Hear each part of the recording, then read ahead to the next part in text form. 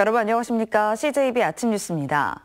대형 IT 기업의 카풀 서비스에 반발해 오늘 운행 중단을 예고했던 청주 지역 택시업계가 정상 운행으로 입장을 선호했습니다.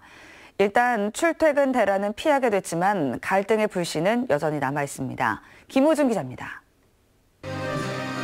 카카오 카풀 서비스의 전국 택시업계가 18일 전면 운행 중단이라는 초강수 카드를 꺼내들었습니다.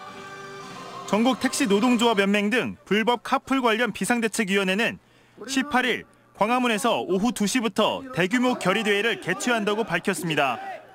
카카오 모빌리티가 운전자용 카풀 애플리케이션을 출시하고 운전자 모집 공고를 내자 택시업계가 본격적인 행동에 나선 겁니다. 도저히 살 수가 없는 거예요. 그 생존권을 어쩌든 이걸 사서해야 되기 때문에. 청주시에서 운행하는 개인 택시 사업자 2,537명을 포함해 도내 개인 택시 운전자는 총 4천여 명. 충북 개인 택시 운송조합은 대기업 카풀 진출은 도내 택시 가족 만여 명의 생계를 심각하게 위협하는 처사라며 재벌 기업의 골목상권 침범과 다름없다고 주장합니다. 자가용 승용차를 가지고 계신 분들하고 카카오하고 공유를 해버리면 우리 택시 산업이 그야말로 엄청난 어려움을 겪는 거죠. 도내 택시업계는 시민 불편 최소화를 위해서 일단 전면 운행 중단은 철회했습니다. 충북 개인택시 운송조합은 18일 전면 운행 중지까지는 이어지진 않겠지만 휴물기사 200여 명이 광화문 집회에 참석하는 등 앞으로 카카오의 문어발식 경영 확장에 대해 강력 대응할 방침이라고 밝혔습니다. CJB 뉴스 김우준입니다. 직장에서 집단 괴롭힘을 당한 노동자가 중증 우울증을 진단받았습니다. 또 다른 노동자는 자살 시도까지 했습니다. 이런 일이 벌어진 회사는 인간 존중과 정도 경영을 최고의 가치로 삼는 한 대기업이었습니다. 정준규 기자가 취재했습니다. LG 하우시스 옥상공장 타일마루 생산팀에 근무하는 김규영 씨. 김 씨는 5년 전부터 직장 내 괴롭힘을 당해왔다고 주장합니다. 노동조합 지침에 따랐다는 게 발단이었습니다. 신입사원 때 이제 들어오면 이제 어울리지 말아야 될 사람을 지목한대요. 그 중에 제가 있었고. 심지어 후배 사원에게 폭행까지 당했습니다. 언쟁이 있다가 업어치기를 당해서 이제 발목 인대를 다치는. 같은 팀 강서구 씨도 피해자입니다. 괴롭힘을 당하던 김 씨와 어울려 지내자 동료들은 강 씨를 투명인간 취급했습니다. 월급의 주 수입원이었던 연장 근로는 물론 회식에서도 배제됐습니다. 결국 강 씨는 극단적인 선택까지 했습니다. 그때는 더 이상 살고 싶지 않다는 생각밖에 없었습니다, 진짜. 직장 내 괴롭힘을 폭로하는 자리에 나온 노동자는 모두 6명. 이들은 괴롭힘과 따돌림이 경영진의 비호를 받는 팀장과 그를 따르는 반장과 실장들의 주도로 이루어지고 있다고 말합니다. 현 팀장을 칭할 때 죽은 식으로 이렇게 높여서 말을 하더라고요. 피해자들 모두 극심한 정신적 고통을 호소합니다. 자살 충동, 팀장을 죽이고 싶다는 충동, 이런 것들이 상당히 강했고요. LG 하우시스는 올해 초 이 같은 사실을 인지하고 설문조사를 실시했는데 지금껏 피해자를 위한 조치는 아무것도 없습니다. CJB 뉴스 정진규입니다. 2년 만에 열린 충청북도 교육청에 대한 국정감사에서 김병우 교육감의 코드 인사에 대해 지적이 나왔습니다.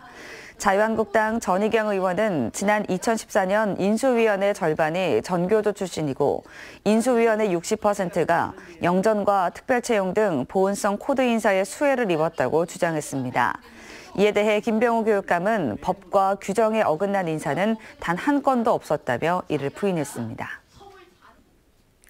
국정감사를 통해 사립유치원의 국고보조금 불법 사용이 사회 문제로 떠오르면서 보건복지부가 비리가 의심되는 어린이집을 대상으로 정밀 조사를 실시합니다. 이에 따라 전국적으로 2,000여 곳, 충북에서도 회계 프로그램을 설치하지 않는 등 비리가 의심되는 60여 곳의 어린이집이 정밀 조사를 받게 됐습니다. 아울러 보건복지부는 내년 상반기까지 어린이집에 대한 전수조사를 벌이겠다고 밝혔습니다. 2년 전 충북 혁신도시를 방문한 당시 문재인 대통령 후보가 이른바 혁신도시 시즌2를 약속했는데요. 밑그림이 나왔습니다. 충청북도 국가혁신 융복합단지로 명명됐는데 지능형 첨단 부품 산업을 중심으로 육성됩니다. 조윤광 기자입니다. 문재인 대통령은 대선 후보 시절 충북의 첫 방문지로 혁신도시를 선택했습니다. 세종시와 함께 참여정부의 국가 균형 발전을 상징하는 곳입니다. 문 전 대표는 이곳에서 집권 후 혁신도시 시즌2 정책에 착수하겠다고 강조했습니다. 연구소들 또는 민간단체들, 심지어 민간기업까지 다 함께 내려와서 하나의 집적된 클러스터를 형성하는 것이 당초의 취지였는데 그 부분은 아직도 미흡하다고 생각합니다. 꼭 2년 만에 청사진이 나왔습니다. 충청북도는 혁신도시 인근 20km 반경에 위치한 청주와 오창, 증평, 괴산, 충주시 일원 436만 평을 충청북도 국가혁신 융복합단지 지구로 지정했습니다. 기존 강점 분야인 태양광 에너지 관련 분야를 바탕으로 반도체 등 IoT 기업 유치를 통해서 상호 융합된 분야가 성장할 수 있도록 단계별 육성 계획을 수립하겠습니다. 혁신도시 시즌1과 다른 점은 지방정부가 추진하고 수도권 집중 완화보다는 혁신도시에 거주하는 이전 기관과 주민, 기업에 대한 투자와 지원을 집중하는 겁니다. 충청북도는 신증설 투자 기업에 대한 지원 무대와 R&D 예산 지원, 규제 완화, 조세 감면 등을 통해 혁신도시 시즌2를 성공적으로 이끌겠다고 밝혔습니다. CJB 뉴스 조윤광입니다. 제천과 강원도 영월을 연결하는 고속도로 사업에 파란불이 켜졌습니다. 충청북도는 제천 영월 고속도로 사업이 국토교통부 투자심사위원회 심의를 통과해 예비타당성 조사 신청 사업으로 확정됐다고 밝혔습니다. 제천과 영월을 잇는 총 연장 30.8km 고속도로는 4차로로 신설되며 1조 1,600억 원의 사업비가 투입됩니다. 가을이 깊어가고 있습니다. 이맘때 생각나는 곳, 바로 괴산 문광저수지의 은행나무길입니다. 조상우 기자가 다녀왔습니다. 마을 입구까지 길게 이어진 은행나무길이 노랗게 물들었습니다. 300그루가 넘는 아름드린 나무마다 황금색이 찬란합니다. 가을 낭만 가득한 이 길은 이제 전국적인 명소가 됐습니다. 각종 매체에서 확인해봤더니 굉장히 아름답다고 그러더라고요. 그래서 역시 와보니까 그 말이 하나도 안 틀리네요. 굉장히 좋습니다. 이곳은 동트기 전과 볕이 좋은 낮 그리고 해질녘에 경치가 달라집니다. 언제 와도 멋진 풍광을 감상할 수가 있습니다. 이맘때 새벽 저수지에서 피어오르는 물 한 개는 몽환적인 분위기를 자아냅니다. 은행나무와 어우러진 한 폭의 수채화를 담기 위해 사진작가들의 방문이 줄을 잇습니다. 늦은 오후부터는 기울어가는 햇빛에 반사된 은행잎 색깔이 더욱 선명해집니다. 이곳 마을엔 50가구가 살고 있는데 주민들이 이번 주말과 휴일 은행나무 축제를 엽니다.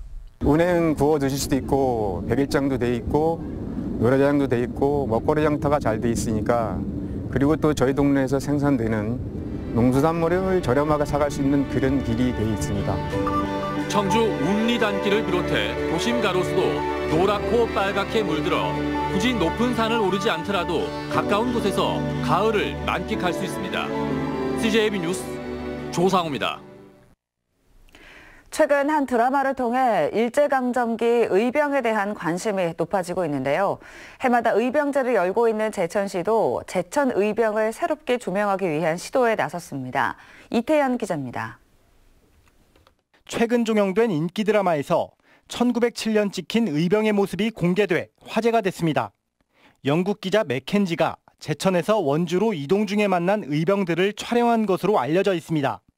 제천은 의병대장 유인석을 필두로 가장 치열한 항일 의병 투쟁이 펼쳐졌던 곳입니다.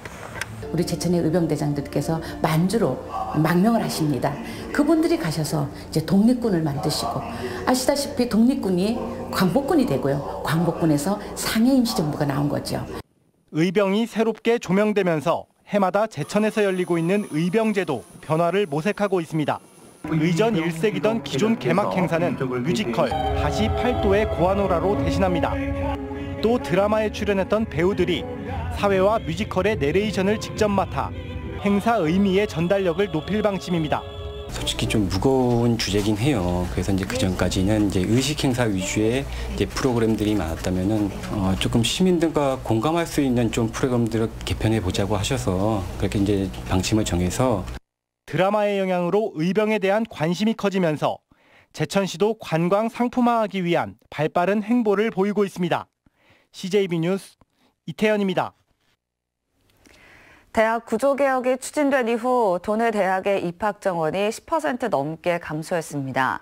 국회 교육위원회 국정감사에 따르면 대학 구조개혁이 시작된 지난 2013년 이후 올해까지 충북 지역 대학의 입학생은 13개 대학에서 3,400여 명, 14% 줄어든 것으로 나타났습니다.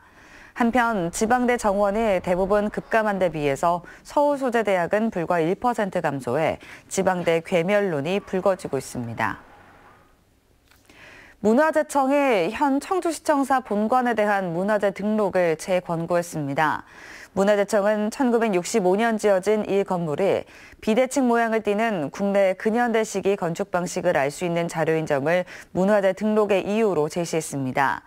이에 따라 청주시청사 건립특별위원회는 시민 의견을 수렴을 거쳐 연말까지 본관 건물 존치 여부를 결정할 방침입니다. 한범덕 청주시장이 본관 건물 존치에 긍정적이고 문화재청도 문화재 등록을 재권고하면서 보존에 힘이 실리고 있습니다. 청주시 문화산업진흥재단이 4대 추진 목표와 9개 실행 과제를 담은 재단 혁신 방안을 발표했습니다. 혁신안의 핵심은 직원 신분인 사무총장을 임원인 대표이사로 전환하는 방안입니다. 또 대규모 인력 파견에 따른 업무 비효율을 해소하기 위해 비엔날레 조직위원회를 공예 전문 상설 조직으로 신설할 방침입니다. 이 밖에 조직 안정을 위해 사무처장 선임과 본부장 임용 등 조직 개편에도 나설 계획입니다. 다음은 오늘 도내에서 열리는 행사를 안내해드립니다. 청주에서는 6회 신동문 문학제가 오후 5시 상당구청 공연장에서 열립니다. 충주에서는 12회 충북 우수시장 박람회가 오전 11시 충주체육관에서 열립니다. 제천에서는 평생학습 어울림 한마당 개막식이 오후 1시 30분 제천체육관에서 있습니다. 끝으로 날씨입니다. 충북지방 오늘 구름 많다가 오후에 가끔 비가 오겠습니다. 예상되는 강수량은 5mm 내외로 많지 않겠습니다. 낮 최고 기온은 청주, 충주 17도 등 15도에서 17도로 어제보다 낮겠습니다.